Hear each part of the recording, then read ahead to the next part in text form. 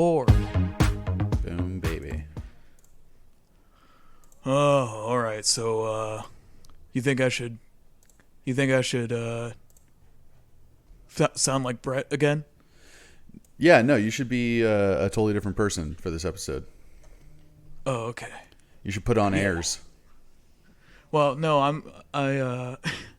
sorry. Whew, okay, sorry. I had something weird in my throat there. I sounded exactly like Luis for the entirety of the last episode. Man, he might have had too much where he's trying to get the perfect combination of high and caffeinated. He might have been leaning a little more to the other side. Well, it's hard to get the tiredness, but the wiredness that Luis usually has a perfect balance of. Right. And right now I feel I'm more wired than anything else. Yeah.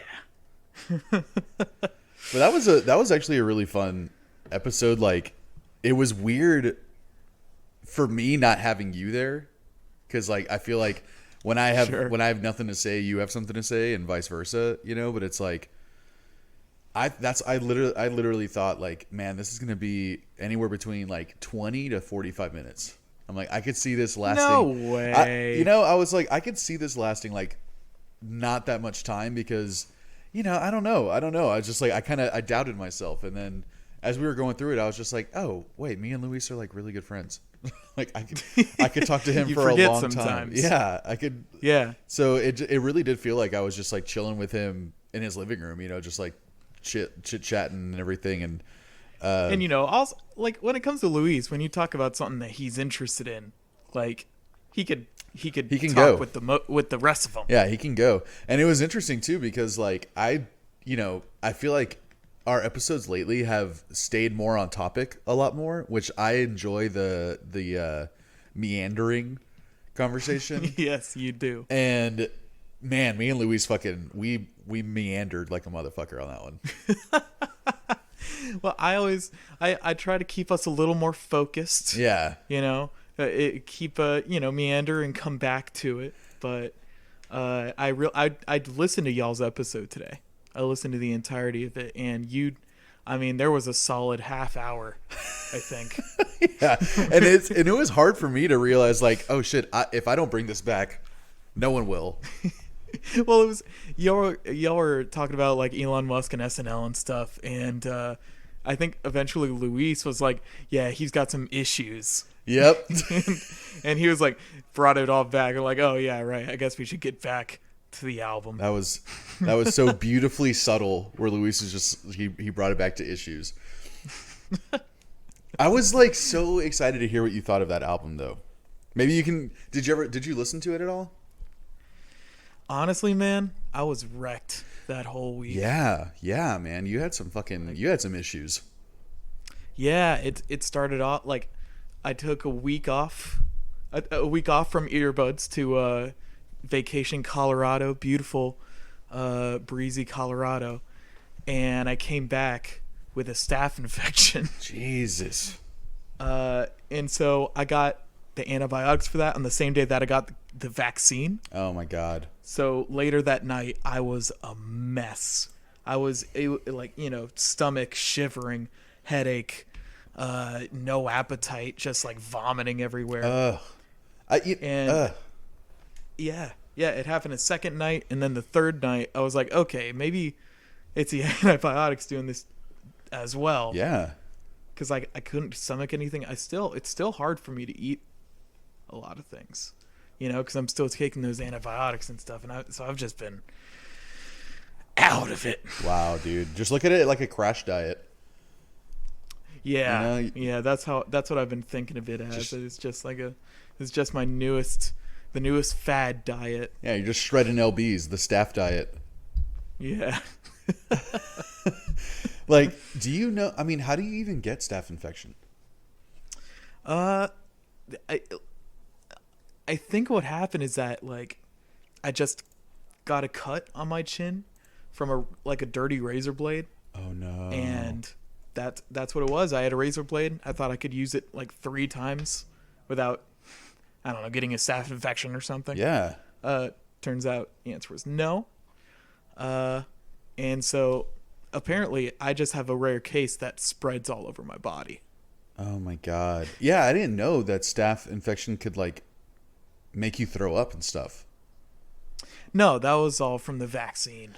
Oh, because I was telling my mom like, oh man, Brett can't do it. You know, my mom was in town and I was like, oh man, Brett can't do it because he has a staph infection. And she was just like, oh no, he might be like throwing up and really nauseous and dizzy. And I'm just like, oh, I thought staph infection was like you get like kind of like open sores on your body.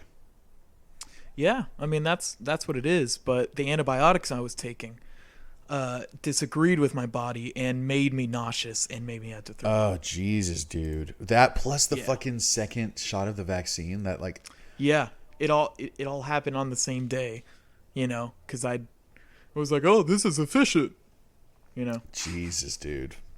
It's the same reason I got 4 vaccines on the same day just a couple months ago. I was like, oh, get it all the same day, get out of the way. Oh, so you got like, what, like fucking, I don't even know what vaccinations there are now. I mean, it was a whole slew of stuff I've needed to get for a while, you know, and I was just at the CVS and I got my flu shot and I'm like, okay, all right, now I got to schedule 3 more. And the doctor's like, what? No, I could do that right now. I'm like, oh, shit. You're like, okay. Let's knock it out, baby. Let's knock it out. Later that night, you know, feverish headache, throwing up. Ugh. And I'm guessing the fucking, yeah, so the staph infection was what? Do you have sores? Yeah, I just got sores. They look a lot better. This camera's not HD enough for you to tell. But they're all over my face, my arms, my crotch, my legs. Oh my God, dude.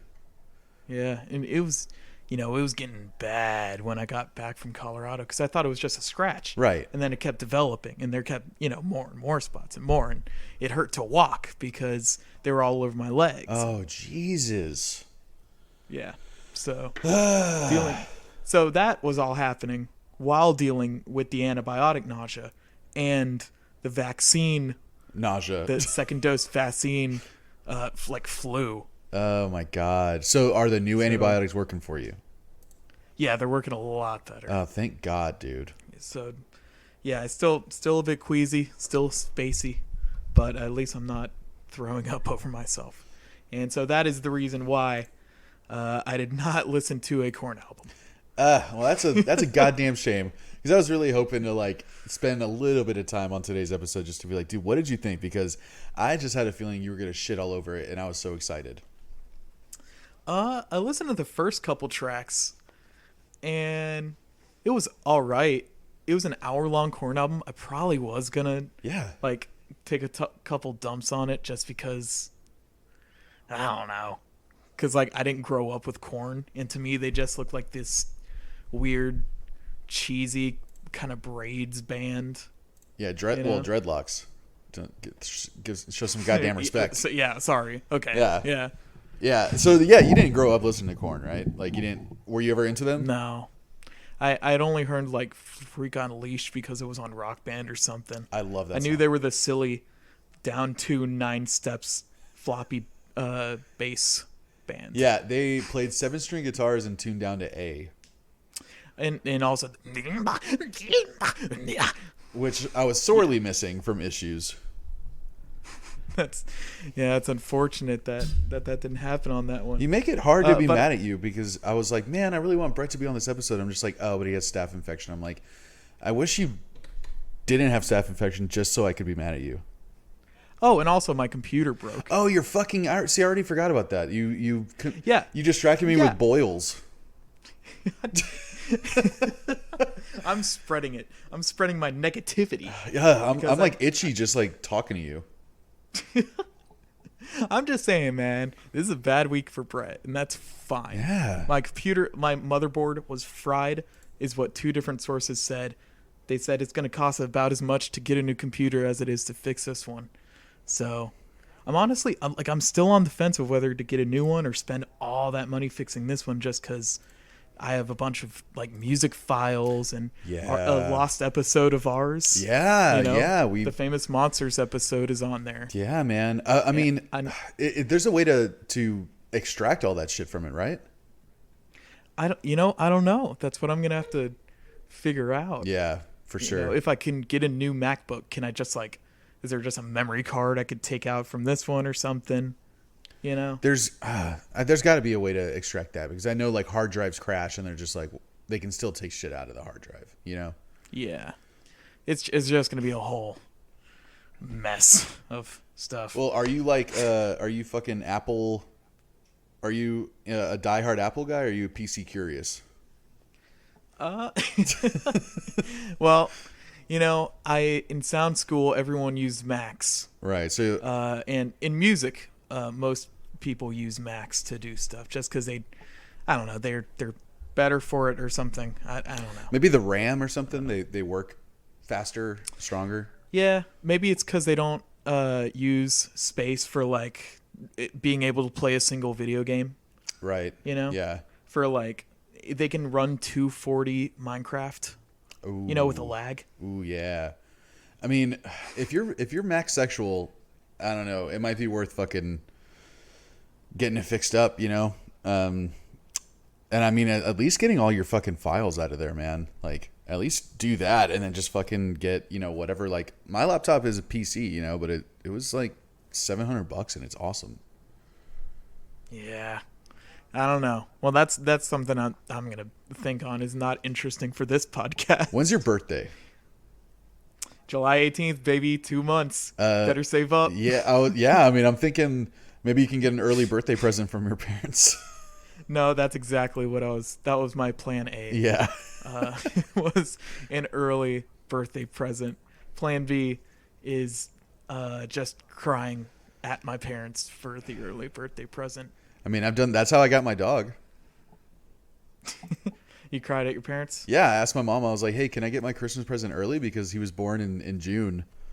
And I was like, oh man, I really want this puppy. Well, and it was only $300. And I'm like, that's about how much you give me for Christmas every year. I'm like, can I get a puppy?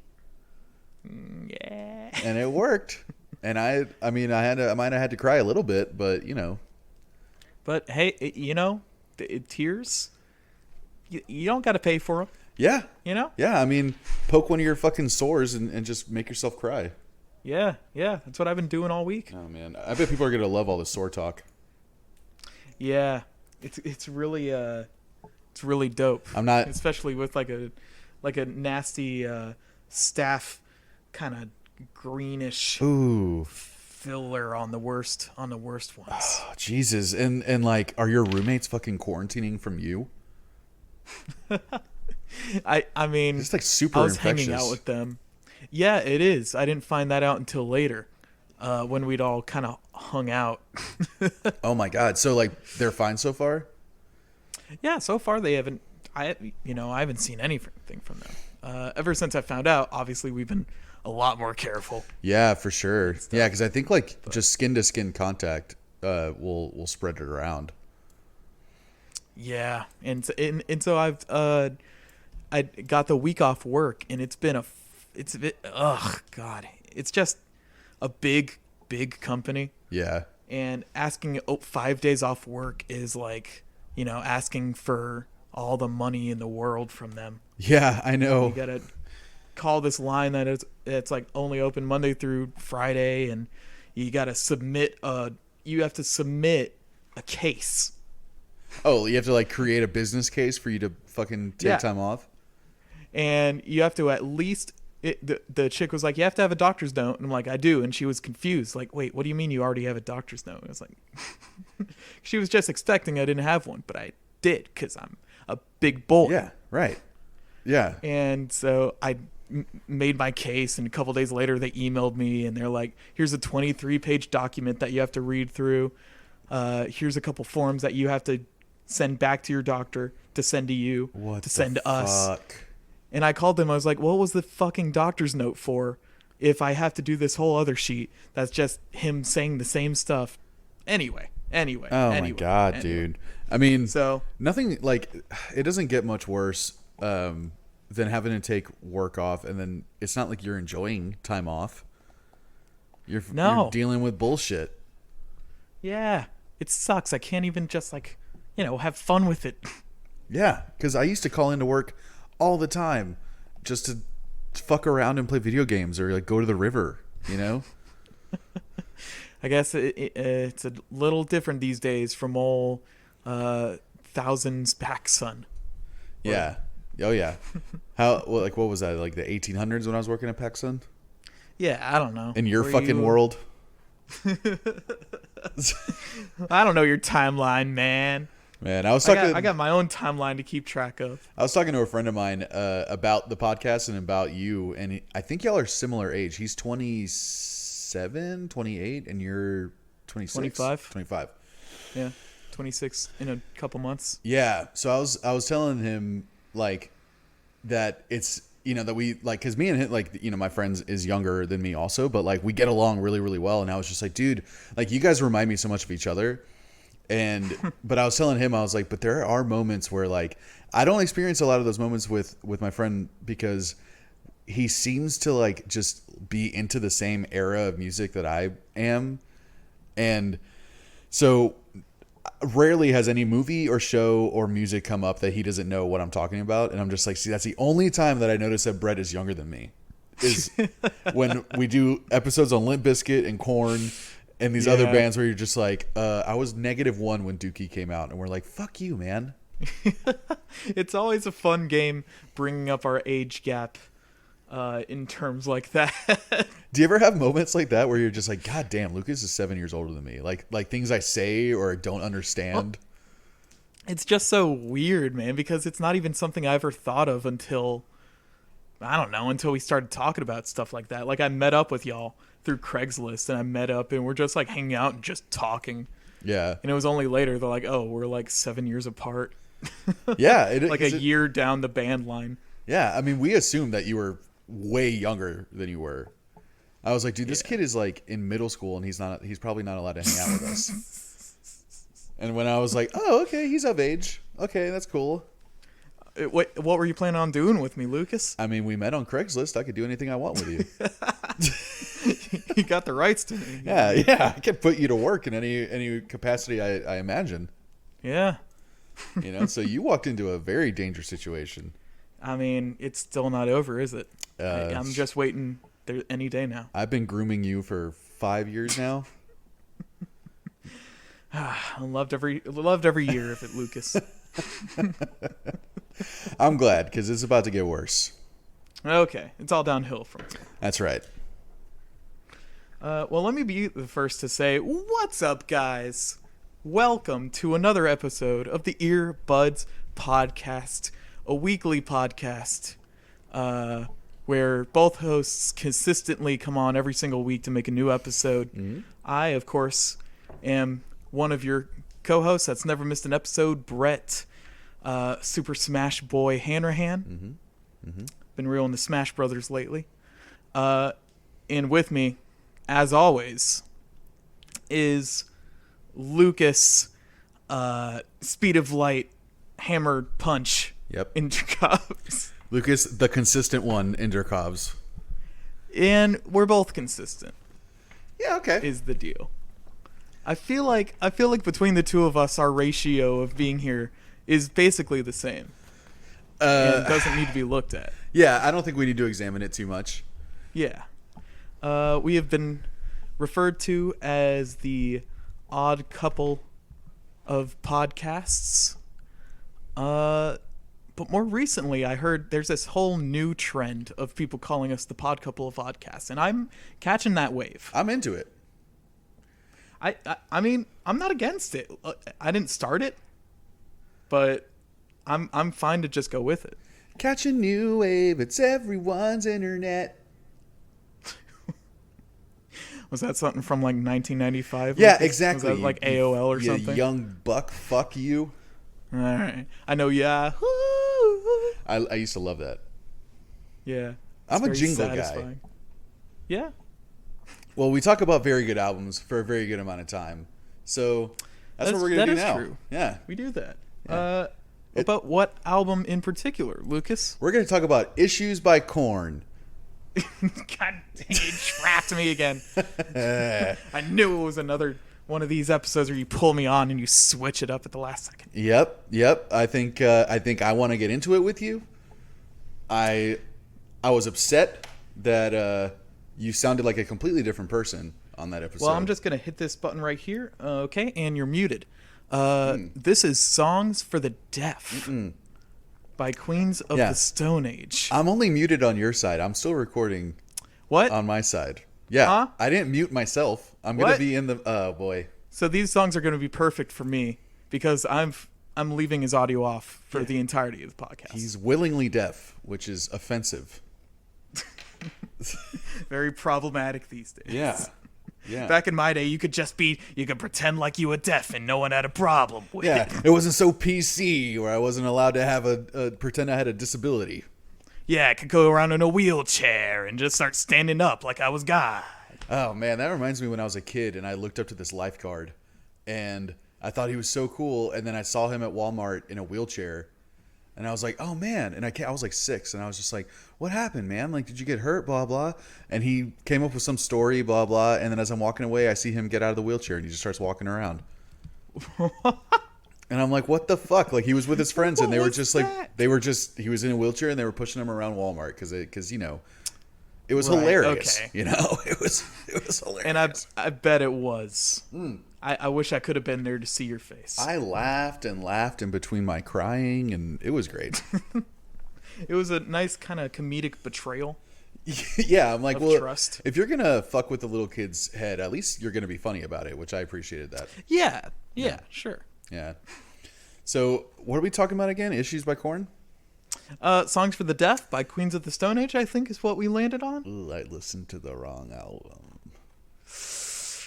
Ooh. Well, this is going to be I guess we could both still do our half of whatever episode we want to do. Maybe it'll come together. My choice, Snug, was Falling Away From Me. And mine, of course, is No One Knows. Right. Yeah.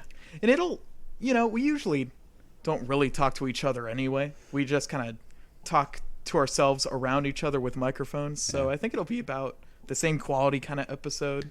Yeah. I prefer to talk at you and impose my will. Yeah. And I prefer to talk at myself around you. Right. Yeah. You're fluid. Yeah. And I'm rigid. I'm social fluid. I can just talk to anyone. At myself. Social fluid.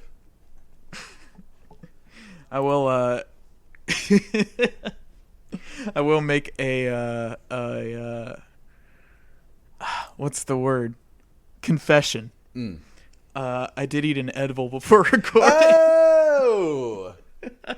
Damn it, dude. This is like we talked about this. I wanted to be right there with you and I got nothing prepared. Ah, jeez. I just I was feeling real like out of whack. And so I felt like it would give me the pep in my step that I need to record an episode and keep me hyper focused on the topic. Oh yeah. I think it's about time that we switch roles and you're the high one and I'm the sober one on the episode. Yeah. Yeah. And I think we see how that works out. This might be like the start of season 2 of Earbuds, the return. Yeah. Where I come back and I pretend like I was like 40 years old in the 80s and you pretend like you were born yesterday. Yeah. Goo goo gaga. My name's Brett. Yeah, you got it. Yeah, that's what you sound like. It's like what? You go to Colorado once and now you're a fucking pothead? Yeah. Man, that was quick. I mean it's the first time I've ever had weed that wasn't in Texas. Right. Not that I smoke weed in Texas, that's illegal. Yeah, who does? I would never do that. But if I were to have weed in Texas, the Colorado stuff is insane. I mean, it doesn't even compare, right? It's ridiculous. Like I have to eat a fourth of an edible so that I don't get high out of my mind and just pass out somewhere. Yeah, you know what sucks is that edibles don't do anything for me. Really? Yeah, I think I have too many fucking weed enzymes in my liver and it doesn't process edibles at all. It just takes it as normal food. Yeah, man. I mean, what are their edibles like? I think the max they can go is like 50 milligrams or 100 milligrams for like a whole bag, or a whole... Oh, yeah, the one candy bar? Yeah, the one I purchased and ate in the entirety of in Colorado was 100 milligrams. Okay, right. And you were in Colorado for a week, so you were pacing that out. Yeah. Yeah. Yeah, so I just put them all down at one time, and I thought it'd last throughout the week. I bet it did if you did that. No, I didn't do that, but I did. I did do the classic thing. I thought I was smart. I took half an edible. Or it took a full edible. A full dose. I took a full dose of edible because we were driving up a mountain, and I didn't want to be sober for that because it's a terrifying event, and I'm never going to do it again.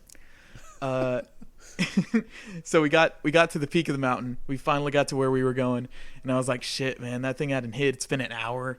I think I'll just take another because we have to go back down, and that's even worse in some ways. And so I found out that these edibles take 2 hours to hit. Oh, fuck, dude.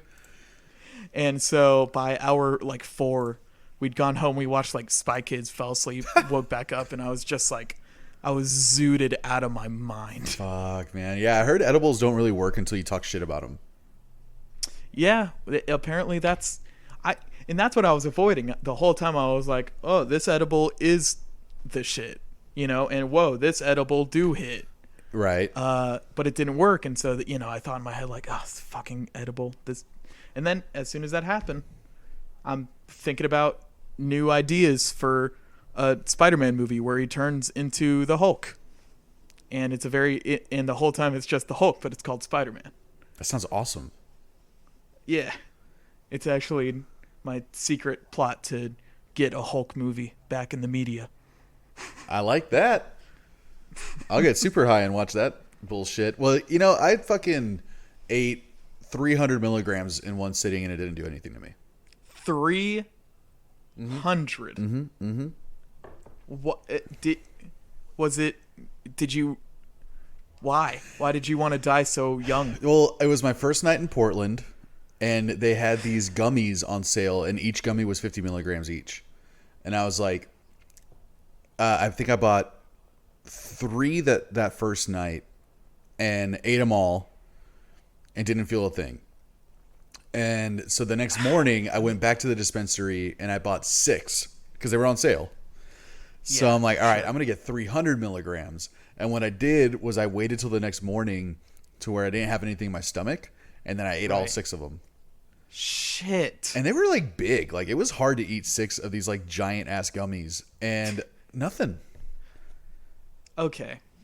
Here's the thing is that I'm calling BS on you because we went with our friend Sam, who was not a stoner. He had never really done anything. And he ate a couple edibles. The entire time he insisted that he was not stoned, and he was just saying whack shit. And he just was convinced he was not stoned. So I need to see you in person, sir.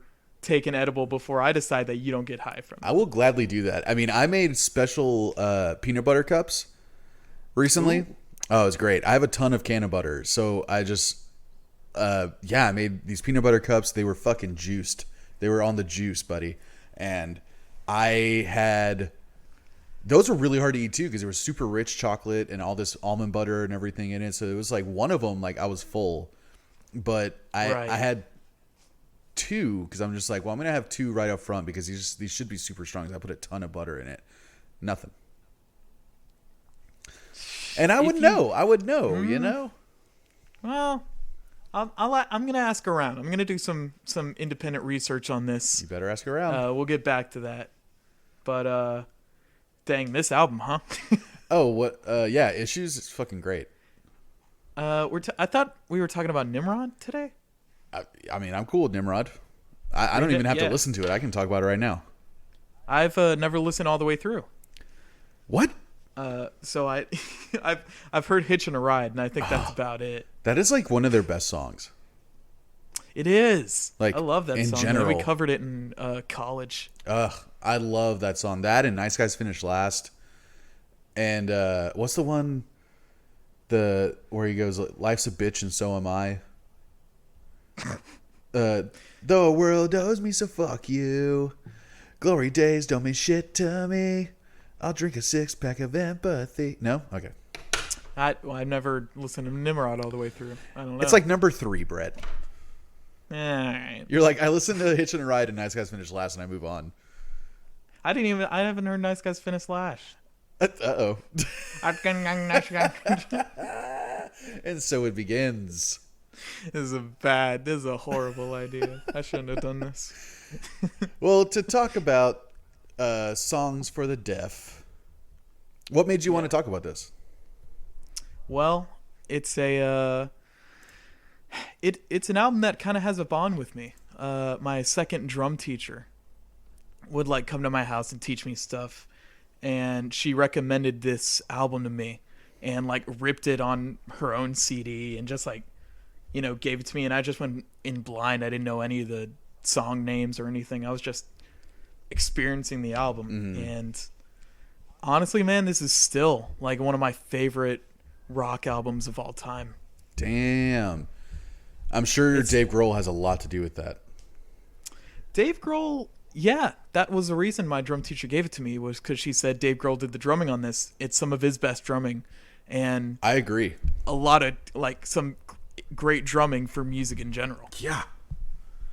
And I'm listening to First It Giveth, and that's just one of many examples of some crazy stuff he's doing on this album. Yeah. Like on the chorus when he's hitting that crash, but he's also hitting all these toms and the snare at the same time. Yeah. Are those extra toms or is that double bass? Honestly, I haven't seen it. I haven't seen him play it, but I'm willing to bet that he just used the toms and he's just got this active, crazy left and right hand, and it just works in the perfect way. You think he's doing it all at the same time? Yeah, I do. That would blow my mind. Like it sounds like it's a whole, like, you know how RX Bandits will do it sometimes, where they'll have like extra toms playing along with the drums, and I'm like, it sounded like it was a totally separate recording that they just kind of layered on top of it.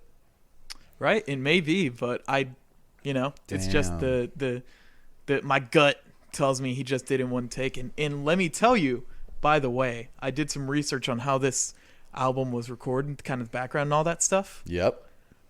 Do you know how Dave Grohl recorded the drums on this album? I can't believe this is how they did it. It can't be, right? I believe it. I mean, it's just Dave Grohl telling tall tales like he always does. He's just, Dave Grohl, that ego on him, making him have to come up with these wild stories. Supposedly, Dave Grohl recorded all of the drums and all of the cymbals separately. Yeah. Which is a crazy thing to do for crazy people. I can't imagine. So when he was recording the actual drums, they used like electric drum cymbals. So he was still having the motion. Yeah, he could still do everything he was doing, but they wouldn't record any cymbal sound, so that the drums all sounded, that's why the drums sound how they do on this album. Right. Is because of that technique, and they put the drums in an isolated room so that it's very tight. There's not a lot of reverb on them. Mm-hmm. There's a lot of hit, a lot of punch. Yeah, I mean, I thought it was kind of cool too on a lot of the tracks where you can hear that they like panned certain cymbals for certain, like the ride cymbals in your right ear, and the hi-hat seems to be in your left ear. And I don't think I've ever heard that before, or at least never noticed it before. And I thought it was really cool. Yeah, we used to do that all the time in sound school, so I thought it'd be a more common thing. You don't hear it often, right? Because I was like, what is sounding so different to me on these drums, despite their insane way of recording it? I was just like, they're legitimately panning certain elements left and right. Yeah. That was really cool. I mean, I can't. Apparently, the process took forever. Yes, but I feel like Dave Grohl would be the kind of person to stick with it, and he was. I mean, it's just crazy to think that there are some songs on this album that are 4, 5, 6 minutes. Like having to do multiple drum takes like that just to record certain elements of the drums over and over and over again. That must have taken so long. Yeah, exactly. I didn't know that Dave Grohl and Josh Homme have known each other since the early 90s. Yeah, I didn't really know that either. Yeah. I thought they had a previous relationship for this album, but I didn't think it was that old. Yeah, because that's like when he was in Nirvana then. Yeah. And I had no idea some of these songs were from like some Desert Sessions. Yeah, stuff. Desert Sessions is cool, man. Have you ever heard any of it? I haven't. No, I didn't know it existed until I read the Wikipedia for this album. Yeah, I just heard some of the Desert Sessions demos or compilations or whatever you want to call it a couple months ago. I don't know how I stumbled upon it. You know what? I did it was one of my albums of the day. Oh, okay. I just kind of stumbled upon it. I just saw Desert Sessions and I didn't know what it was. And as I was looking into it and I was listening to it, I realized like, dude, there's people like Les Claypool and Dean Ween and like the bassist for Soundgarden and PJ Harvey and Brant Bjork and like all of these people from like that stoner desert rock scene that they just get together and jam, and they released like 7 or 8 of these compilations of them just like jamming over a weekend or a week or something. Jeez, man, that sounds like a time. That sounds awesome, right? That sounds like something I want to do and be in. Yeah, I mean, that's like one of my dreams. Like when you hear about bands that like, oh, we rented a cabin for 3 months and we just wrote our album in this cabin in the middle of nowhere. I'm just like, that's like a dream for me. Just an excuse to go and like be isolated and just work on music. Right. Yeah. It's crazy like how that change of scenery like really does get your fucking juices flowing. Like I went to Nashville and I wrote like 6 country songs when I was in Nashville, and I don't even like country music that much. Like, but it got me. It's all about the environment, baby. Yeah, man, I'm moving to San Diego in 2 weeks and I'm going to be writing some yacht rock within the next few months probably. Great. Yeah, if you could just have that kind of Vampire Weekend on my desk by next week. Yeah, I'm going to be doing Vampire Weekend meets Steely Dan. Great. I actually think that might sound kind of cool. I'm sure there's someone doing it right now. I'll look it up. But yeah, I didn't know Hami and Grohl were that good of friends. And oh man, that's a really pretty cardinal outside my window right now. I fucking like Grohl. I mean, we don't even have to say this. Like we've already basically said it. But like when we talk about Choice Nugs, there's no point on bringing this up anymore. Dave Grohl like fucking destroyed this record. No, yeah, obviously. Like it wouldn't be as good without him. No. And honestly, before I'd heard this record, I thought Dave Grohl was a pretty overrated drummer. Really? Because I'd only heard his Nirvana stuff, which is it's active, but it's a lot of pretty simple beats. Right. And he did a couple things in there, but for the most part, I thought he was overrated. But then I heard this album, like, dang, okay, he does have some chops. Oh, dude, yeah. I mean, several times listening to this, me and Christina, like, we just look at each other and be like, oh my God, like that. It was the end of, I can't even remember what song it was, but there's a drum part he plays. You're talking about the end of Song for the Dead when they're and he's going yeah. And he does it for like a minute. Yeah. And I'm just like, oh, it's gonna end after this measure, and he's still doing it. I'm like, this is fucking incredible. Yeah. Didn't he do the drumming for The Color and the Shape though? Or was that Taylor Hawkins? I mean, I would have assumed it was Taylor Hawkins had you not asked the question. Yeah, because like My Hero is what got you back into drumming, right? No. Didn't you say My Hero is what you're like? No, it was Monkey Wrench. It was Monkey Wrench. Was a song that like convinced me I wanted to be a musician. Okay. Yeah. My Hero's a pretty cool song. It's pretty fun to play on drums. I love that song. It's not that great. All right, well, fucking it's my favorite Foo Fighters song, but whatever.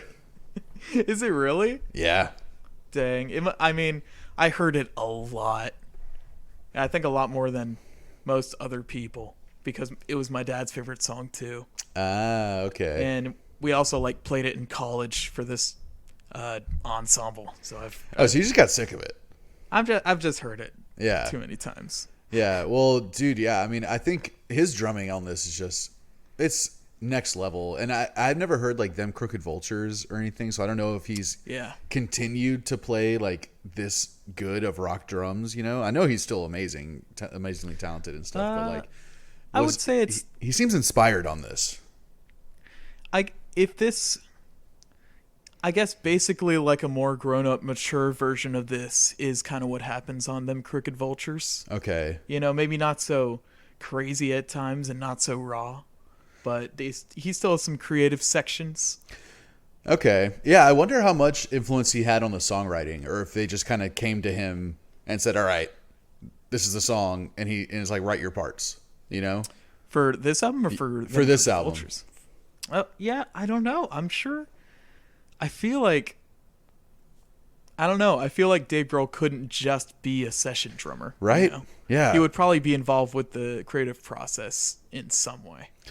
It's cool that they linked up, man, like that. Like it's so random to be like, you know, Queens of the Stone Age is an ongoing band. It's not like this was a super group or anything. And he was just like, I want to play on a record with you guys. And he even Grohl postponed like a Foo Fighters record and a tour for one this. One by One. Yeah. Yeah. Which is crazy. I can't imagine crazy. how that talk with the other members of Foo Fighters must have gone. And the record label, I can imagine. Yeah. You know, like, what were there any big songs on that? On One by One? Yeah. I think that was the one with the heart. I think there was one, but I can't remember. All My Life. All My Life. Yep, that was on there. Yep. And that wasn't very much of a thing, I don't think. And Times Like These, right? In times like these. Yeah. Yeah, well, then, if that's the case, I don't blame Dave Grohl for skipping that for a little bit and playing this way better album on tour.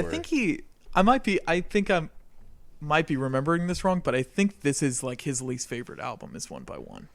It's not that good. Honestly. What you gotta do? Yeah, I mean, it was interesting going to the Wikipedia page of this. There's a lot of like little things like Nick Oliveri, the bassist, like you kind of find out that he got fired after this tour. Yeah, right. And it was apparently because of he had issues with what the fuck is her name? The Descendants, or not the Descendants, who's his girlfriend? Who's Josh Homme's girlfriend? What's her name? I don't know. Brody Daly. She's, I mean, despite, you know, her being like really freaking hot, but she's also a great punk frontman. She was the singer of the Distillers. That's it.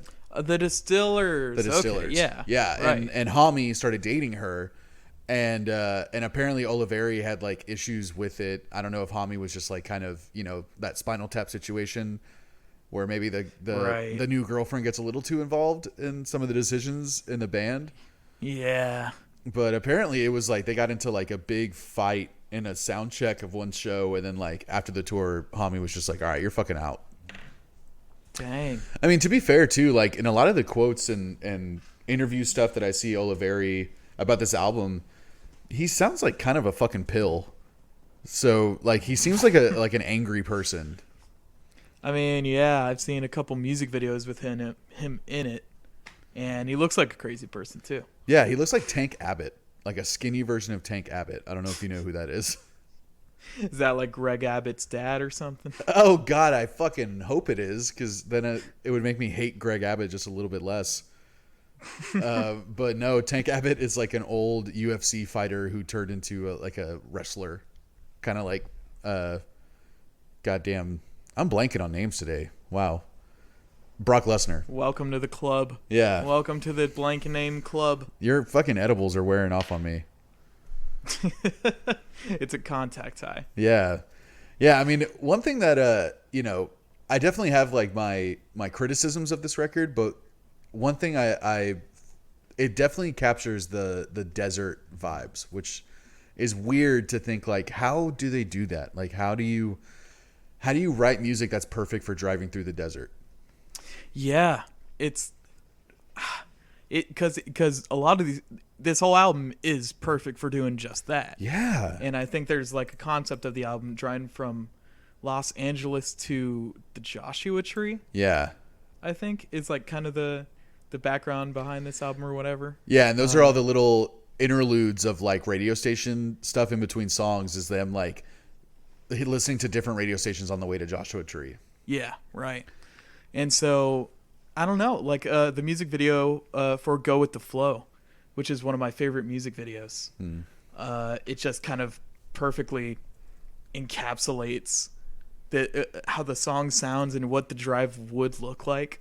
They're just kind of like, I think the dude's on top of the car while it's driving, and he's just, singing along to the song. You should check it out, man. It's like silhouettes, red and black. Yeah, if I remember correctly. They're like in a hot rod. Yeah, it's very like almost like Sin City-esque, like the same right. the same kind of like like After Effects stuff. Yeah, it's a great video. Yeah. Yeah, man. I don't know how they do it. Like, there's something about they grew up in the desert, so they write music that is just like perfect for riding through the desert. Honestly, it must be a spiritual thing, right? You just spiritually believe it, and you're into it, and suddenly you could just make desert music. It's just like in them. Because like I don't know, man. I'm trying to think of like why is it perfect for that? Why is it the best thing for that? But I just can't. I can't comprehend it. I'm not a desert rocker.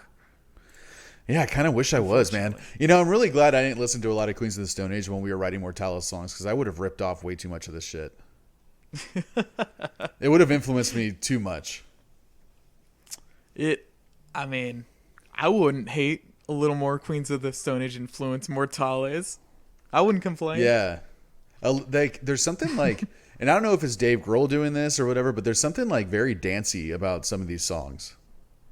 Yeah, that's true. There are a good amount of punk tunes, but most of the beats are kind of the beats themselves are upbeat, while the guitars are more like melancholic for the slow songs. Right. But not melancholic to the point where you're lying on the ground and sobbing. More like you're walking tiredly through the desert, and you keep putting one foot in front of the other, and you're not sure why. It's like Eagle. That kind. It's weird because Eagles of Death Metal seems so random for me, going from like Queens to them, and then now I listen to this and I'm just like, oh, they're like really similar.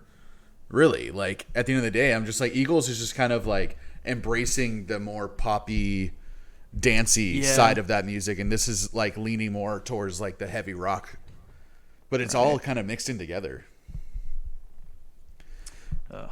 Yeah, another thing that like I think fucking Oliveri seems like a pill and a half is like they had different opinions on like why they wanted to use those fake radio excerpts. Yeah, and it's like because Hami just thought it like gave fluidity to the album, where it's just like it's kind of a concept record, so like those little radio parts like just kind of add to the concept and kind of like bring all the songs together, and those radio parts like introduce the next song, like and they kind of like the one right before what's the fucking God song, God Is in the Radio. Yeah, the little radio excerpt right before that is like some guy talking about hallelujah. It's like a sermon. Yeah, so it's like Hami thought, he was like, hey, this just adds like the fluidity and kind of cohesion to the whole album. And Oliveri was like, I think the radio station should be like, we're like kind of jabbing at them a little bit on like how a lot of stations play the same thing over and over, and Queens of the Stone Age never gets played on the radio. So I wanted like Oliveri wanted to like basically use those parts to like talk shit about radio. Right. And Hami's just why do you got to make it about, like, I will say any song. Edgy. Yeah, he just seems angry. And any song that Oliveri sang on, I didn't really enjoy that much. Really? I don't like his voice. I loved it, man. Yeah, I think Six Shooter is one of my favorites on the album. Six Shooter is cool, but Hami's voice is just so good. That's true. And there's also a third singer who does a couple songs on this album. Yeah, the dude from Screaming Trees or something. Yeah. I think he sings Hanging Tree, as well as Song for the Deaf. He kind of joins Josh in that. And I think he's on at least one more, but I think he's on Song for the Dead too. Is he? That could be it. I think it is. Yeah, I don't really like his voice that much either. Really? I just want to hear Hami sing, man. I love Hami's voice. You're just a Hami head, dude. I'm a Hami guy. You're a little hot meal Hami. You're a Hami hot meal. I can't deny it anymore. I got to just accept that part of myself. Well, I loved that there were... I honestly, I thought it was Josh the entire time. Same here. Before I, like, thought, like, oh, maybe the bassist is, and did some research and stuff. I thought he could just get to that point in his voice. And the other singer who's not the bassist does sound a lot like Josh. He does. He just kind of sounds a little more, like, rough. A little rougher. Yeah, I could have... It's kind of like you listen to the first Nirvana record and you're like, this isn't Kurt Cobain singing. And you find out it is and you're like, oh, apparently Kurt Cobain can sound like a completely different person. Yeah. And I thought it was the same thing with this. Because I remember listening to this record like when it came out. Because, man, fucking No One Knows was just like... That shit... Immediately I was just like, this is one of the best rock songs I've heard. And it is. It's a fantastic one, even to this day. Yeah, it really, really holds up. And I listened to this record back then, and I dug it. Like this is more when I was into like getting into punk stuff and all that. But I liked the record a lot, and yeah, listening to it again, I was like, that's not Josh Homme singing. Like on like almost every every 2 tracks or something like that, like it was a different singer, and I thought that was kind of like. Huh? I was just saying, I thought it was kind of ballsy's not the word, but you don't really hear that often where like different the next song will be a completely different person in the band singing it. Yeah, without really any warning or indication. Yeah, and they have their own style too, which is like crazy when I listen to it now. Because like when I was listening to this and that first song plays, the you think I ain't worth $1. Yeah. I was just like, damn, Hami can fucking scream. And then a few songs later, yeah. I was just like, I don't think that was Hami. And I went back, I was like, oh, that was the fucking bassist. Yeah. And so I wonder, like, later on when they had to keep playing those songs, like, they always had to, like, find a screamer, Right. Because they fired that dude. Yeah. Who was screaming on these songs. He got real fired. The one thing I will say, I don't think I like Oliveri as a person. Amazing bassist. He's fucking incredible. And I think this is probably the first band, especially back in when it came out in 2002, which is almost 20 fucking years ago when this record came out. But I think it's the first time I ever heard like a distorted bass. Really? On a rock band. Like, yeah, the first time I'd ever noticed it, Right. So I thought that was like really original, and he's a really good bassist. But I kind of, whenever he had an issue with Brody Daly or Daly or whatever, I did too. I mean, she broke my boy's heart. You know who I'm talking about? I mean, yeah, the Distillers chick. Yeah, you know whose heart she broke? Josh Homme? No. She left Tim Armstrong for Josh Homme. Okay. Oh, cool. You fucking... What? I don't care. I don't care about people's personal lives. Well, you should, because even though she broke his heart, that made Rancid write one of their best albums because of it. Which album? Indestructible. Oh. He literally, that whole album is him dealing with Brody Daly leaving him. Jeez, man. Like, when you listen to it, you're like, it's a breakup record, and he's like, if you love him, like, I'm happy for you, and blah, blah. And then in other songs, he's like, you're a bitch. And I remember the traditional stuff you go through during a breakup. Dude, I mean, Tim Armstrong and Brody Daly, like, whatever you pronounce her name, like, they were like the king and queen of punk rock, like these two punk front men and women that it's just like, oh my god, they're so perfect for each other. And then you find out she left him for some guy in some fucking band you never heard of, and you're just like, who the fuck is this guy? And I hated him. when I found out that Can that's you who tell it me when that happened? Did it align with your fanfic that you wrote? It completely ruined the last 3 chapters of my fucking fanfic. Oh no, it went against canon. Yeah, I was shipping this left and right, and I was shipping. I had to rewrite a whole bunch of bullshit, and I was edging writing that whole fucking thing, and then I didn't get couldn't even finish. Yeah. I got blue mind balls. Blue mind balls. All right. Well, It's a bummer. What other gripes did you have against the album? I thought some of the songs were way too long, because they get really repetitive.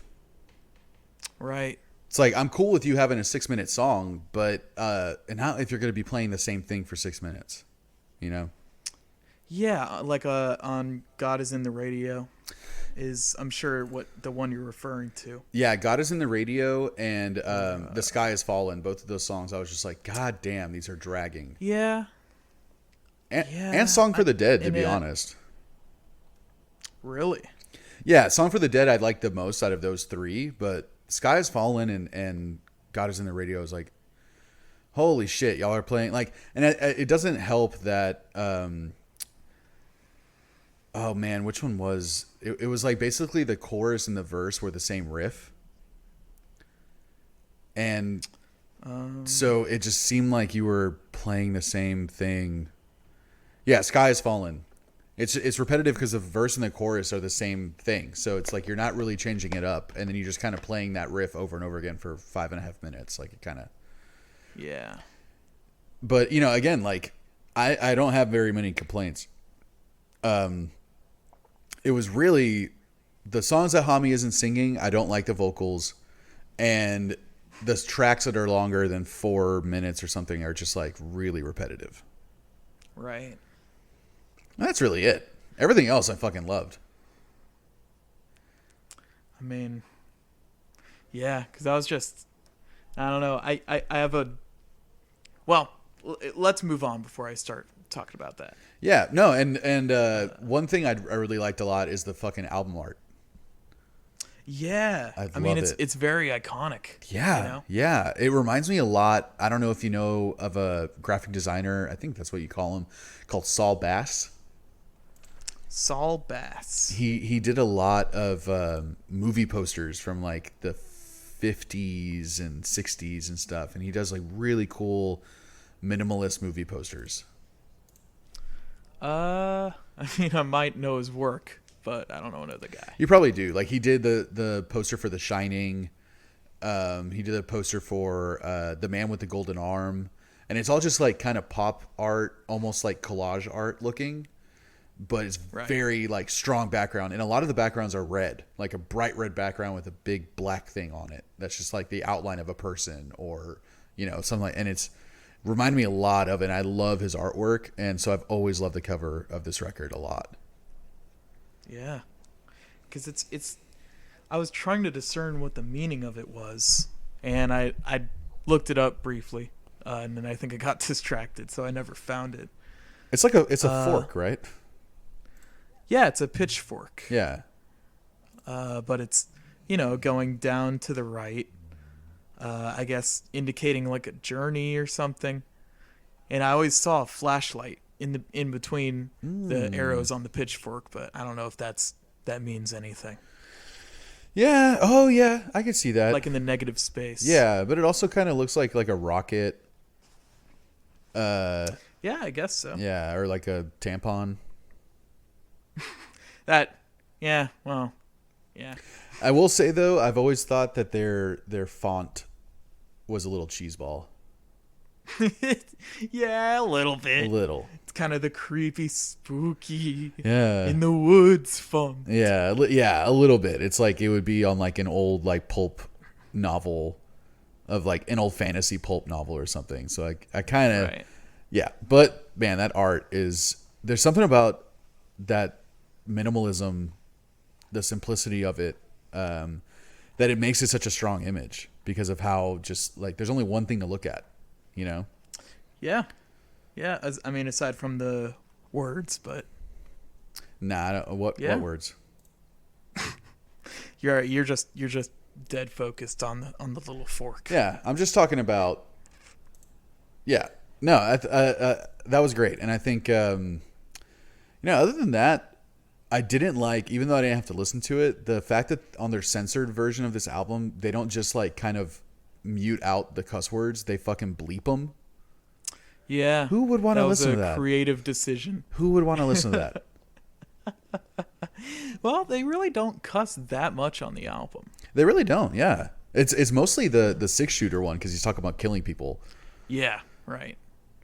I accidentally downloaded the clean version of the album. Oh God. So that's what I heard, and I believe it took until that song for me to like oh wait, is this a censored album?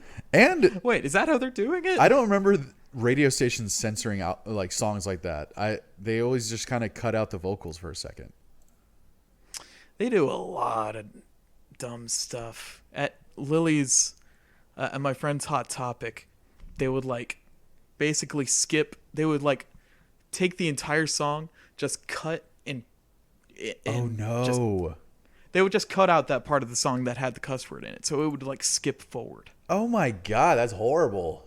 Yeah, that's like the worst thing I've ever heard of. I thought the worst that I'd ever heard was when they reversed the vocal part for the cuss word.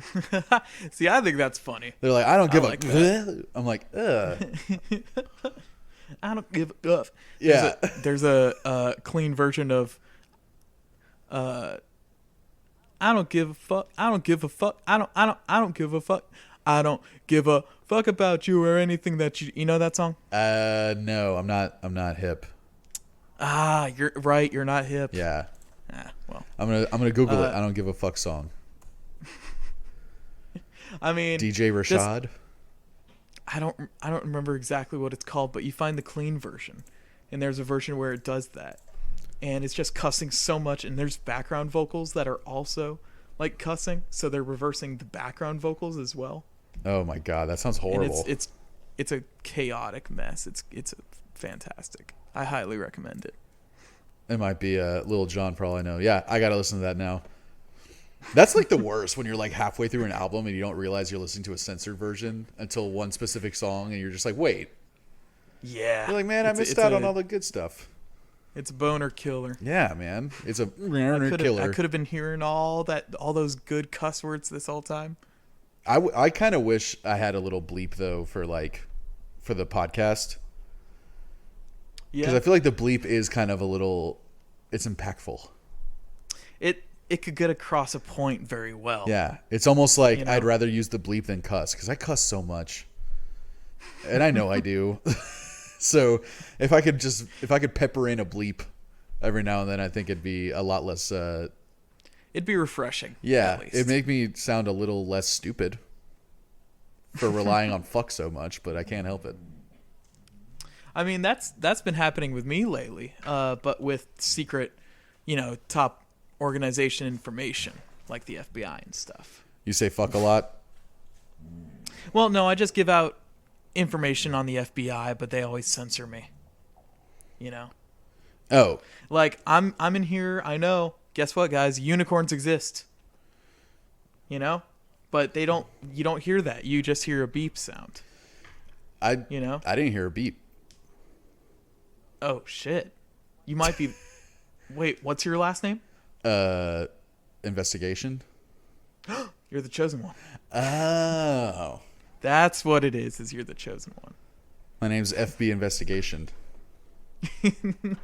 My name is Female Body Inspector. I used to have that shirt. I know you do. And it's fine, and I forgive you for it.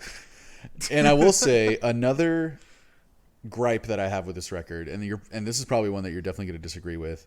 Oh, Bo is whining. I feel like the album drops off after Go With The Flow. Yeah, I got that way as well. It's an hour-long album. Yeah.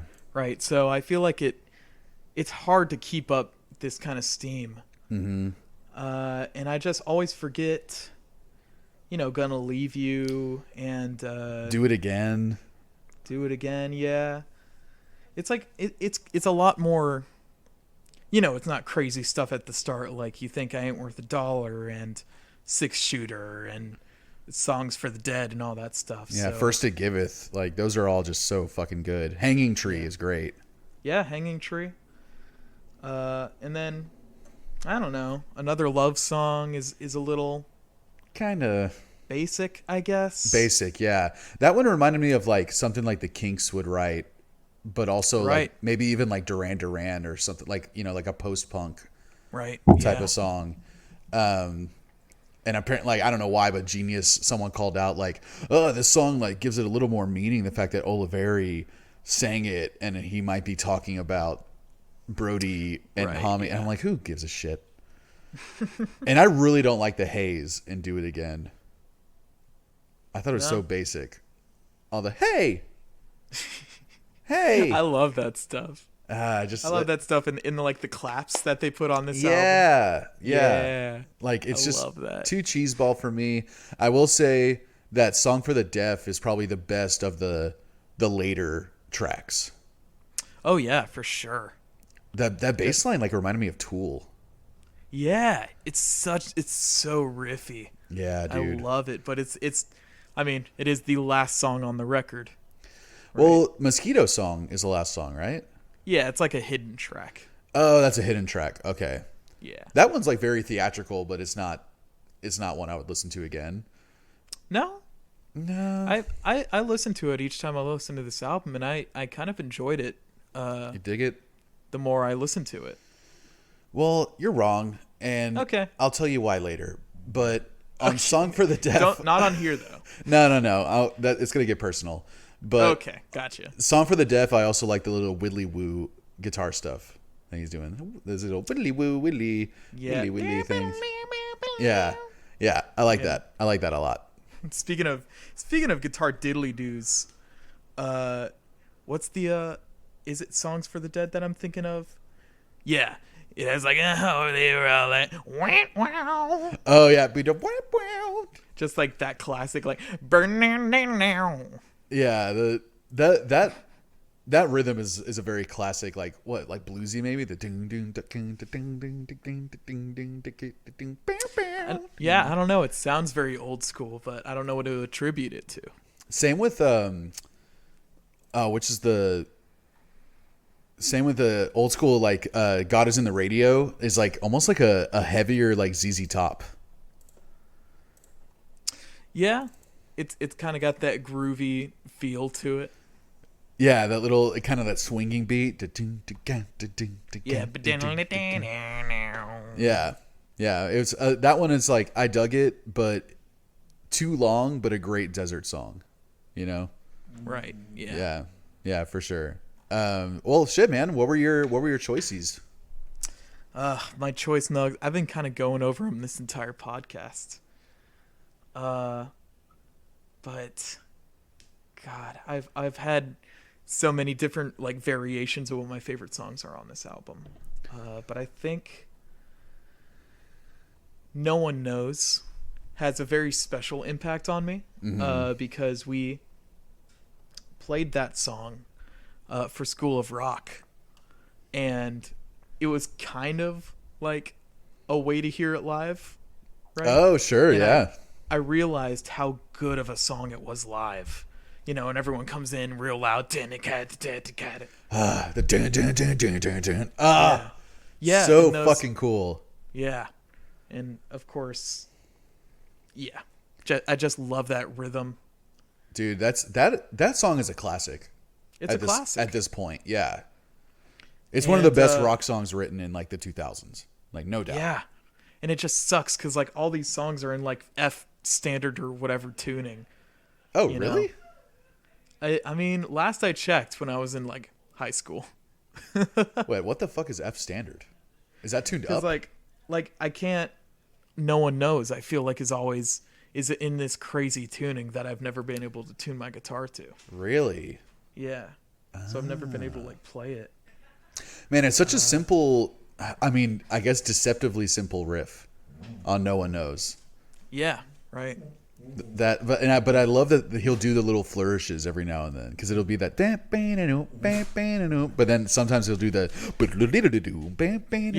like I love those little that kind of breaks it up a little bit for me. That No One Knows is definitely one of my choices. Yeah, and then the breakdown, you know, near the end of the song, the ben and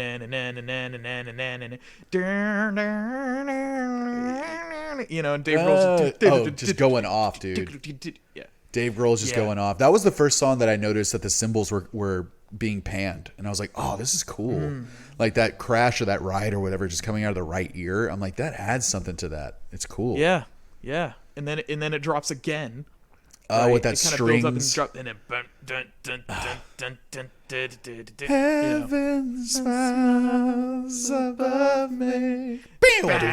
Yeah, dude, that comes back in again. And that string, the strings making that crescendo up until that part where it drops out. It gives me goosebumps, man. Yeah, and the backup vocals on this album, all throughout, the backup vocals and the harmonies are just like, they sound ghostly. You know, they're breathy and in the background, but it feels they're great. They're great. They are great, and I know Grohl did a lot of the background vocals. Yeah, but I think it's mostly Josh Homme's background vocals that got me. You know, who were like, ah, and it's just like, I don't know. He has just the right kind of wispy kind of thing to get by and make it like this spirit in the desert that you hear behind you. Yeah, I think you nailed it. Like, his voice is haunting. Yeah. And he has that really great vibrato on his voice, and it's just like, it really, really adds a lot to the music. Yeah, for sure. Yeah. Okay, so you were going through your choices, and is that one of them? No One Knows? Yeah, No One Knows is definitely one of my choice nugs. Me too. And I almost want to give it to Song for the Deaf, but I think I'm going to give it to You Think I Ain't Worth a Dollar, but I Feel Like a Millionaire. Really? Yeah. Just because, like, I love how that song comes in, you know, with the radio and the kind of muted drums, and then it all explodes in like it does a couple of times on this album. Yeah, which is a very ballsy choice. Very ballsy choice. Yeah. Seeing as it's like the first thing of real music on your album. Yeah, you kind of miss the first 30 seconds or even a minute of the song is like, sounds like it's coming through a megaphone. Yeah. That's really ballsy, man. But it does make it hit so fucking hard. And that riff is awesome. Yes.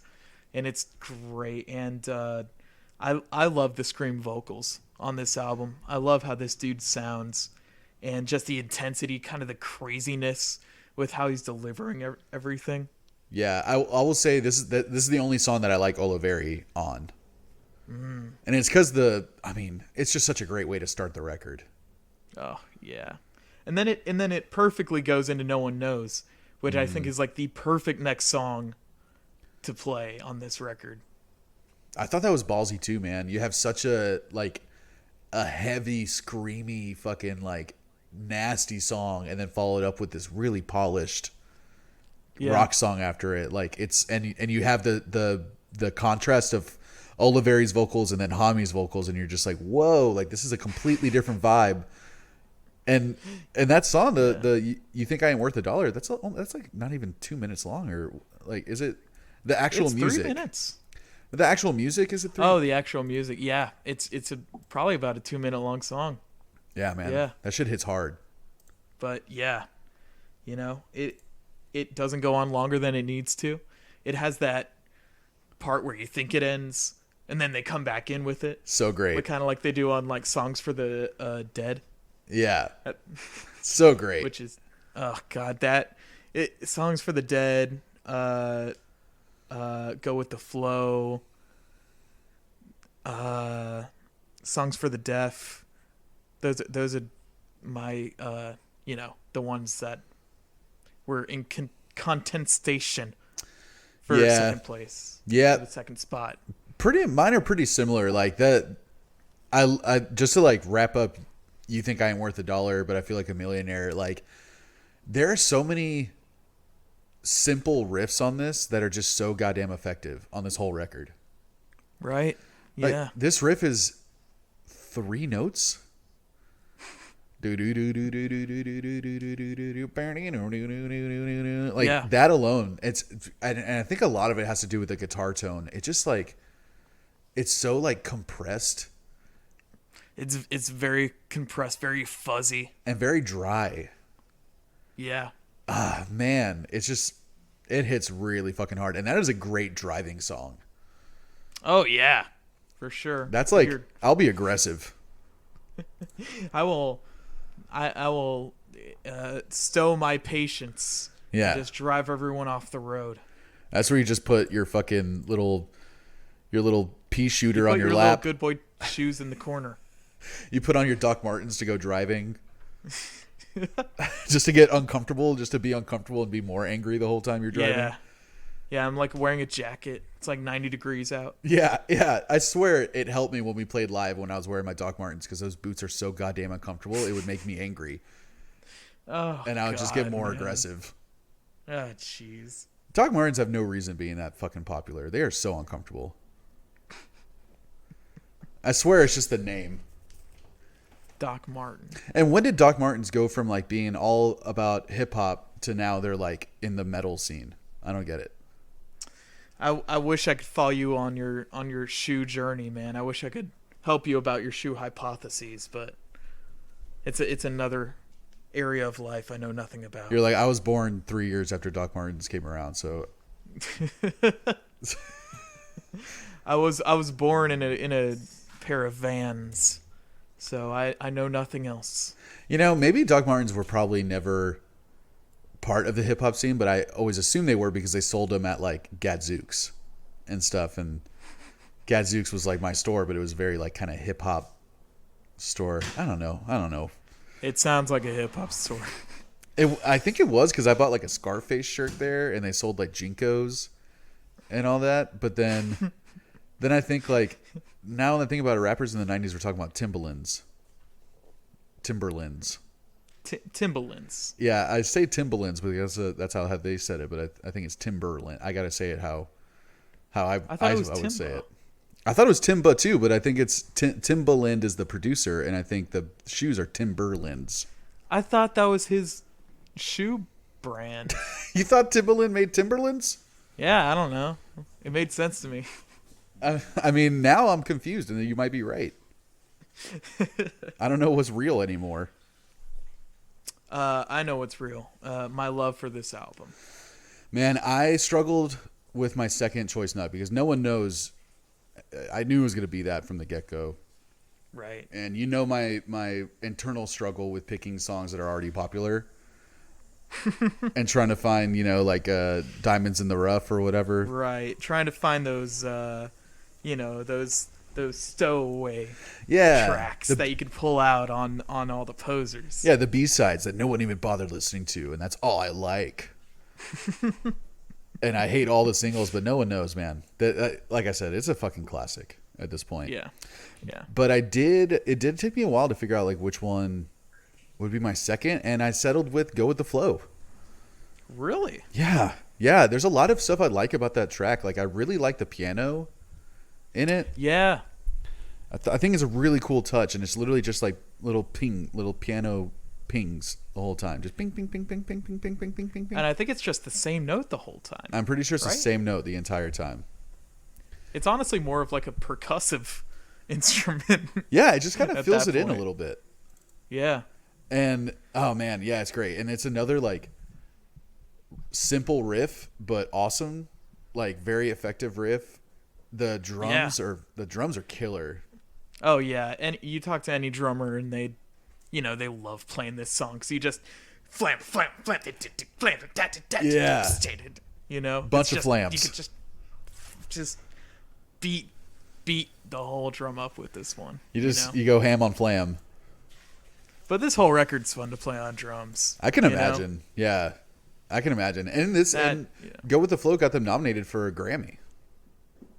Really? Yeah, for best rock performance. Best rock? Huh. Yeah. I think like when they say like performance, I think they mean like song. So they got nominated that year for like best rock song, I think, on the Grammys. But they have a best rock song category, don't they? You're asking the wrong person. Well. I don't, I saw it on the Wikipedia. I don't dig any further than that, dude. You know that. You don't click the links. You don't know where they go. Yeah, I don't need to know what, when they highlight music. And I'm just like, I know what music is. I don't need to learn more about music. I've heard it all. But yeah, I'm pretty sure the piano is hitting the same note, which I love. Yeah. The music, like you said, the music video is fucking dope. The music video definitely uses a lot of that Saul Bass type of minimalist artwork, like the contrast of reds and whites and black. Yeah, that's like a big thing for him. And but one thing that I thought was kind of cool, and honestly made me like the song even more, was his vocals kind of remind me of Brandon Boyd sometimes on the song. Brandon, singer of Incubus. Because Brandon Boyd also uses a lot of vibrato for a rock band, which isn't, isn't that you don't find it a lot in rock music where people use a lot of vibrato. Like I feel like them in this way. Way, right? It's just like it's kind of the same with like System of a Down. It's like you don't hear that type of singing in a lot, Yeah. Which some of the songs on here did remind me of System of a Down. Like the Skye Has Fallen and Hanging Tree, both of those, I was like, these kind of have little like some Sode vibes. Yeah. Now that you're saying it, I'm kind of seeing it. Yeah, yeah. But it does specifically on "Go with the Flow." It's the line, "Do you believe it in your head?" That sounds a lot like Brandon Boyd to me. It was like, "Do you believe it in your head?" Like the way that he sings that line, I'm like, wow, I could hear Incubus covering this song. And just having a little DJ stuff in the background. Yeah. Just that typical Incubus stank. It's just some of that Incuhuba stank. Yeah. Ooh. That's what we got to do next. We got to do Huba Stank next. Yeah. Do we got to do Huba Stank next? We got to do Huba Stank next. All right. Well, it's your pick. Is it? Oh, yeah, it is. So choose wisely. Oh, shit, buddy. Let me pull up that list real quick so I'm on top of this. Now, this might not be the time to talk about this. We'll do that after we end this recording. No, dude. Bring it up. Get it out? Get it out. Do you know any EPs? Oh. Because we kind of talked about wanting to do an EP. Right. Just because our schedule, you literally just recorded with Luis like 3 days ago. Right. And we're recording with Michael like in a week. Yep. A week from today. Next Tuesday. Yeah. And so. I off the top of my head, I don't. But I forgot that was going to be the parameters that we were going to pick a song. So I'll figure that out. Cool. One thing I wanted to real quick before we go into ratings, I thought it was kind of cool that on Song for the Dead, apparently the drum rhythm that they use to kind of kick off the song after the intro little solo part is like homage to Black Flag. Yes, I looked it up. It's only the part that goes like so wow, that's it. It's just that snare fill into the instruments, which is because I looked it up, and this is like a very iconic song for drummers. And just like these weird, random out of nowhere drum parts. Yeah. So I was like, if this is a Black Flag song, that's pretty insane. And that might make me actually like Black Flag for once. Jesus Christ, Jesus, Lucas. You're pulling out the F-bomb over here. I mean, for these guys. You keep bringing it up. I'm gonna go into my Trumpisms real quick. I legitimately my whole body got super hot when I accidentally said that. It's your repentance. I'm sweating now.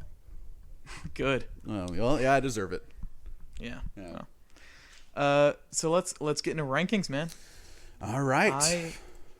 I'll go ahead and go first. I'm gonna give this one a pretty high ranking. I was initially at first thinking about giving it a 10. Holy shit. But I've since us recording, I've brought it down a couple pegs because there were a couple songs that went pretty long, and there are a couple, I wouldn't call them duds on this album. They're definitely not duds by any means. Okay. But there are just some songs to me that I could leave out and I wouldn't hate it, Sure. And so for 10, you gotta love every song, I mean, 10, you have to have 0 complaints, 0 criticisms. Yeah. And I thought that's what I was going in with. Because I was thinking of complaints, and I was thinking, like, I don't know. I don't think I have any. But since we're doing this recording, I've brought it down to a 9.8. So you've subtracted 0.2 off of your score. 0.2. 0.2 points. So, and those complaints are that you think that some songs are just not as strong as others? Yeah, I think some songs go a bit longer than they should. I think there's some... they're not weak songs, but they are songs that I don't like so much and that don't pop out to me, that I don't really remember whenever I look at the title, Yeah. So I think there are definitely people there are a lot of people who would give this album a perfect 10. This album got a lot me. of recognition. Like this is what blew them up. Yeah, right. A lot of really good reviews. So Jesus, dude, a 9.8. 9.8. Yeah. That is. I brought this in thinking I was going to give it at least 9.5, if not higher. That is the highest rating you've given any album so far. Yes, sir. Yes, sir. That's right. Wow. Did I give RX Bandits a 10? You gave it a 9.9, I think. A 9.9? Because you were like, oh, I don't give things a 10 because I don't like to have fun. But I will say that I compare every album to that one because it's my favorite of all time. So why didn't I give it a 10? That's what I was saying. I was saying live a little. Live a little. You've been holding on to this since that recording. Yeah. Yeah. I've been thinking the albums I would probably give a 10 are D-Loused in the Comatorium by the Mars Volta. And maybe Odd Soul by Mute Math, but I haven't listened to it in a bit. So I'd have to reassess. That was a great record, the Mute Math one. I really loved it, man. Really, it's really good. It holds up for sure. And I'm sure there's a couple others, but I haven't been able to think of them. Well, I mean, goddamn, 9.8. Well, I'm not going to come anywhere near that. Nah. Yeah. First time I listened to it, I thought I was going to give it like a 8 something or a 7 something, and then the more and more I listened to it, the lower the score got. Really? Yeah, just because realizing how much it falls off for me after Go With The Flow, and how much I dislike the vocals that aren't Josh Homme. Dang. But again, I was like, oh, dude, this is like an 8 point something, strong. And then the more and more I listen to it, I'm like, okay, it's getting a little lower now. But I can't go below a 7 just because of how good the music is. Even on the songs that I don't necessarily enjoy. Like you said, there are definitely weaker songs on here. No, I mean, go ahead. Test my patience. Go below a 7 go ahead. And see what happens. Go ahead. Try me. I'm going to go 7.4. 7.4. Yeah. Not a bad score at all. Not bad at all. Nothing to be ashamed of, though you should feel a little ashamed of yourself. I'm going to, listeners, Brett's going to text me for 3 days after this about how much I embarrassed him. Yeah. It's like, I can't believe you did that to me live on air. I couldn't edit it out. Then nothing could be done. I sound nothing like you. I can't replace your vocal part. But yeah, man, 7.4. I think it's a really, really good rock record. Dave Grohl kills it. Josh Homme kills it. All the riffs are fucking awesome. Yeah. Yeah, couple of weaker ones, and between numbers 10 and 15, tracks 10 and 15, but oof. I really like this album, dude. I mean, again, you can't No One Knows is just a fucking classic. So that alone is going to give it a high score. I honestly, man, they still haven't come out with anything even close to touching this album. You know, it's funny you mentioned that, dude, because my favorite album by them is Like Clockwork. Yeah, I mean, yeah, I could see why that would probably be your favorite, but this album is exactly like the type of stuff I dig. Right. You know? Yeah. And so after this album, they were like, okay, we did that. We're going to something else. Which is, I'm not saying they got worse, but they just moved on, and I wanted them to stay. I get that, man. I get it. And honestly, like, I was kind of hating on their last album, The Villains. Yeah? I really didn't like the singles that I heard from it, so I thought they were getting too poppy at that point. That might be true. That single was pretty... It's dancey. Not what I was expecting of these guys after Like Clockwork, honestly. Yeah, like I think Like Clockwork is like their heaviest stuff, and that's what I liked a lot about it. Right. But yeah, man, this is great. What would you rate this episode? I'm giving this episode a 9.7. Only dropping a couple points because I'm pretty sure I said a lot of gibberish, and I just don't remember because I'm very high. Well, I loved it. I loved seeing you and hearing you get gradually more stoned as this episode went on. Not that I'm in Colorado right now. I'm recording in Colorado. Yeah, we're in Colorado. Yeah, so don't at me. Yeah, we don't need to hear it, FBI. You guys just get off my back. You're not going to censor us. Obama knocks on my door every day and tells me to give it up, but I won't. Yeah, man. Obama got high. Why can't I? That's a t-shirt I got. That's a new song I'm writing. I would give this episode a 9.7 also. Well, matching scores. And now Look at it's us. starting to make a little more sense why the setup for this episode took so long, because you took an edible. Well, okay, well, I have to work the whole new computer, a whole new program that I had to hook up a new microphone. There's no excuses. Hey, I had to download Skype. Oh, man. I'm like, hey, you got Zoom, the thing everyone downloaded last year and never took, and you're like, no. I'm a Skype man. You download Skype. Yeah. I'm like, oh, okay, sir. Because he was going to beat me if I did otherwise, like usual. Well, you know, stop asking for it at this point. Ah, jeez, man. You know what you are? You're just another love song. Oh, man, that's the weakest one on there. That's the biggest insult you've given to me this episode. Yeah, that's right. Well, shit, man. I think I figured out what I want to do next. Really? Yeah. Okay. Tell me what it is. It's not an EP, so we can change it if you want me to, but it's a shorter album. It's like half an hour. Okay. And it's by a band called Coastal Kites. It's called Ooh, okay. Yeah, Journey into the Savalan Forest. I believe you gave this album like a 9.8 or something on your album of the week. Yeah, dude. Or album of the day. So this is a big one. This is a big one. It's 35 minutes, so I can find a shorter one because I got another option that's like 28 minutes.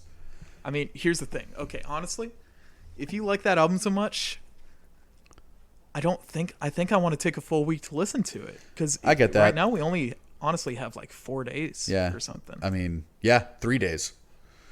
3 days, yeah. Yeah, so we'll talk about it off camera.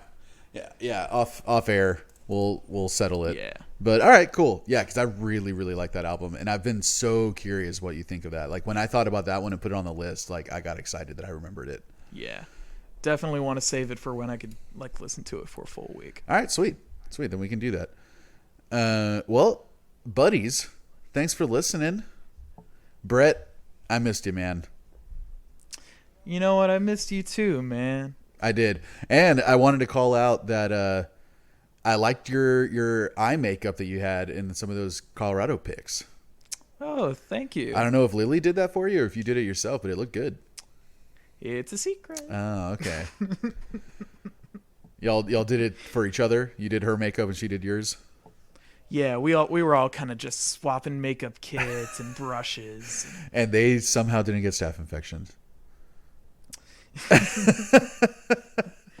It's weird because okay. That's a fucking miracle. Uh-oh. No, I just thought of something that I refuse to let be recorded. So let's just move on.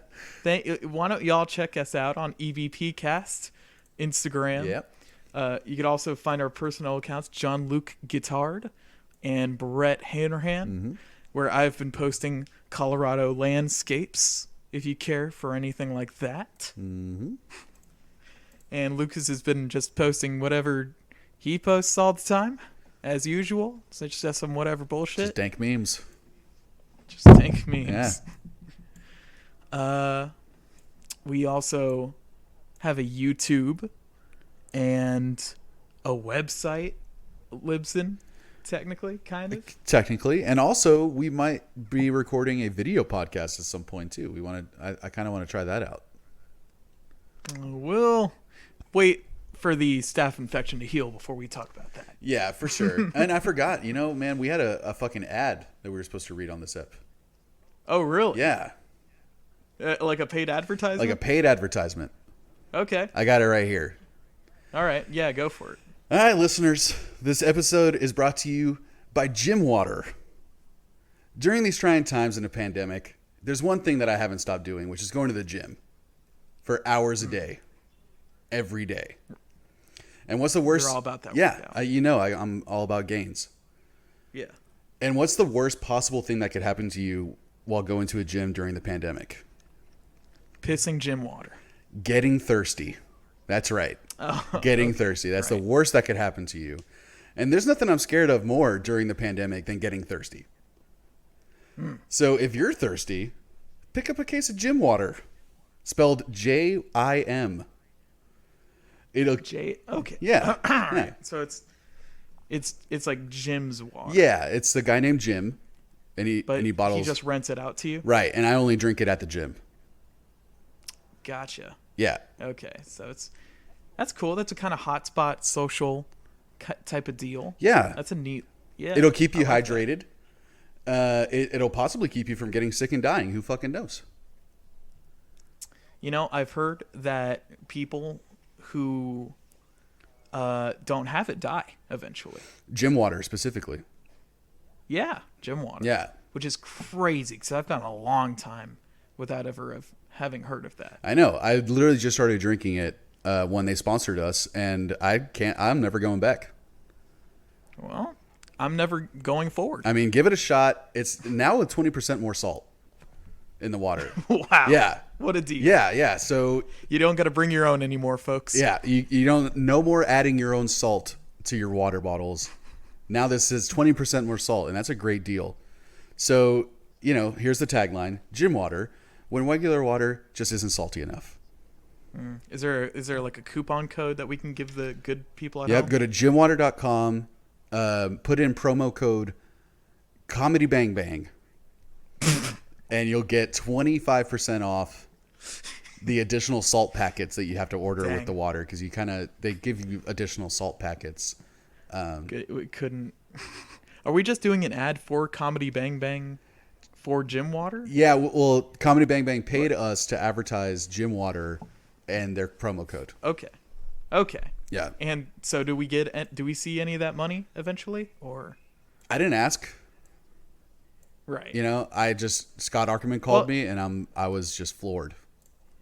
Yeah, and he was just like, and introducing Lucas Indrikovs, and you were able to talk. Yeah, and he said, come up with a product that you believe in, and I came up with gym water.